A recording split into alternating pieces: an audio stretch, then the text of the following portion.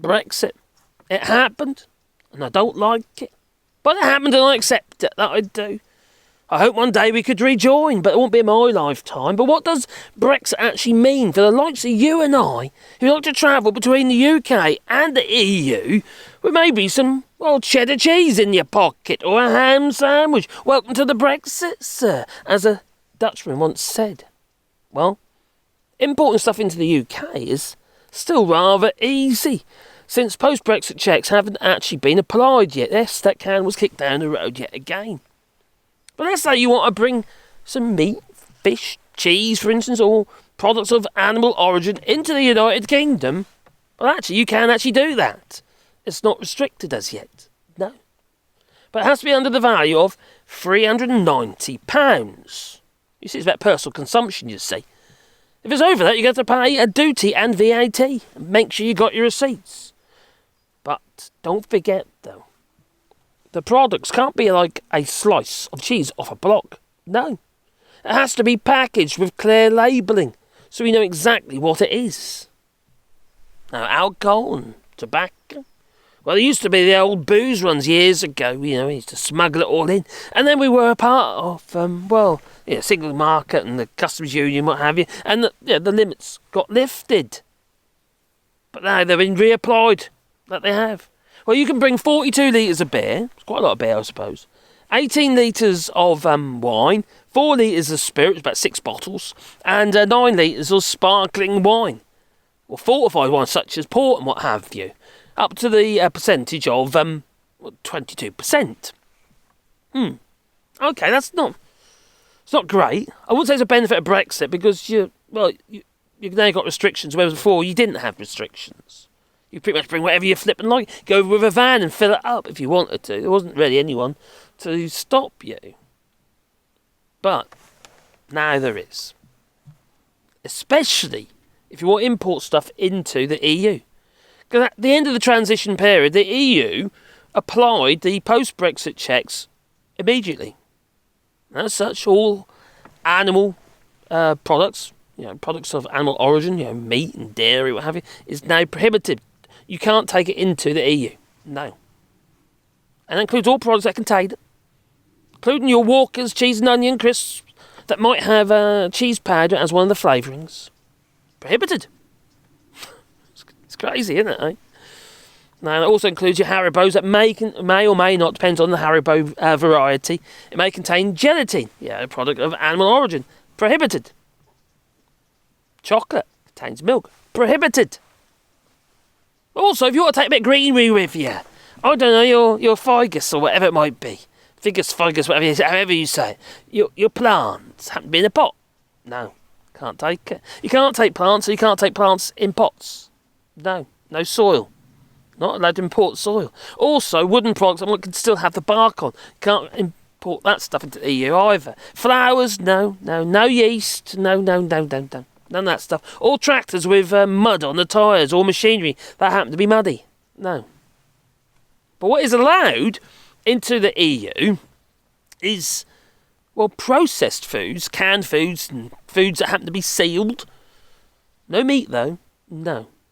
But it also has to be clearly labelled to state exactly what it is. So nothing loose, you see. Nothing loose. Now, you can bring baby milk.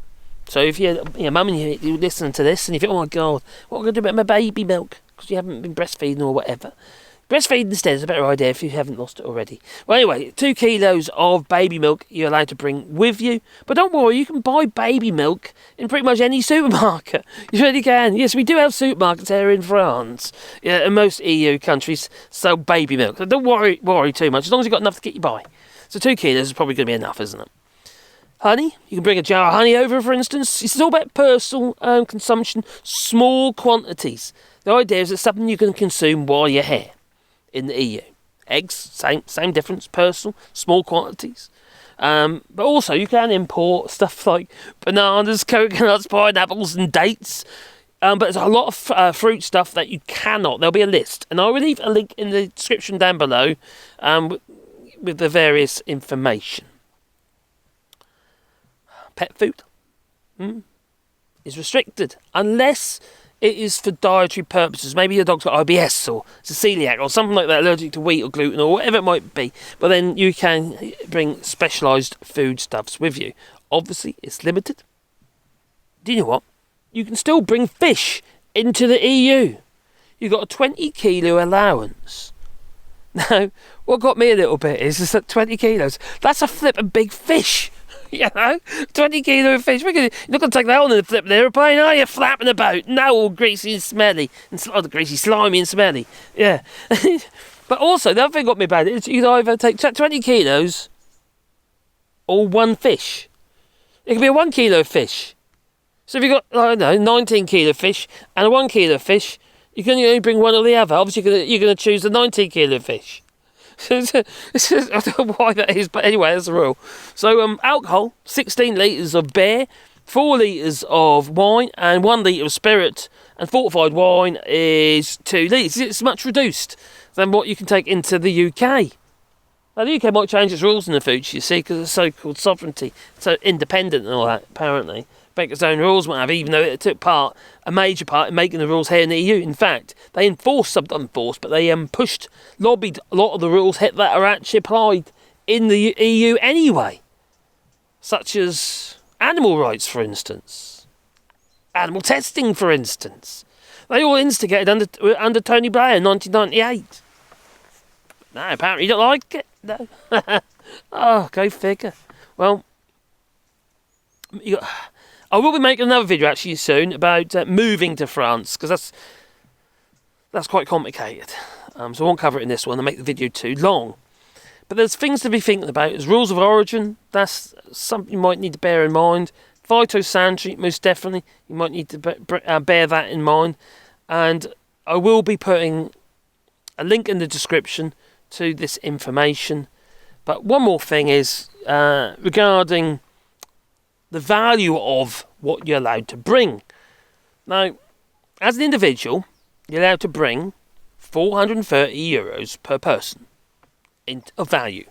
So anything you bring in, whether it be the meat, or, well, you can't do meat, can you? Whether it be the fish or stuff like that, nothing can be over €430 in value per person. But that's if you come by plane and ship. Or ship. Not and, obviously, it can be a plane or ship. If you come by car or train, that drops to €300 per person. And a child under 15 can bring in €150 worth. Now, if you're a family of 2 adults and 1 child, and you'll come via car, for instance, or let's say for instance, 2 adults, 2 children. Well, you got €900 combined. You can't do that. Everything that is declared has to be on a per person basis. I don't think kids under 15 should be bringing alcohol, for instance. Don't do it. No.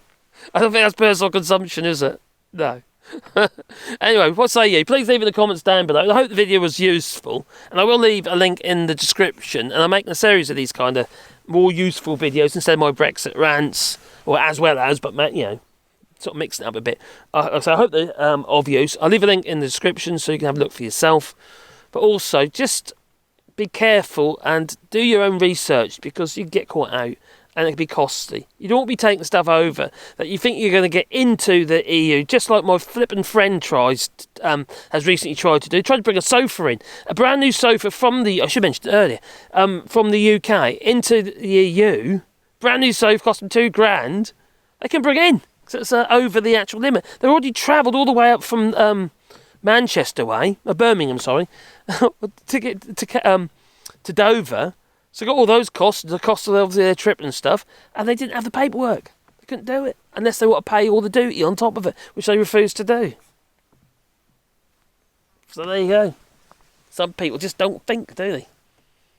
No. Anyway, you tell me. If you've seen or heard of any other stories, leave it in the comments down below. But also, you can send it via email, if you like, via our website, which is allshorts.eu, and there's a contact page on there. So if there's anything you'd like us to talk about or to try to explain, send us a message there or leave it in the comments down below, because I do actually read the comments, Anyway, please beat the like button because it helps the channel, but also, have a lovely day. Ta-ta.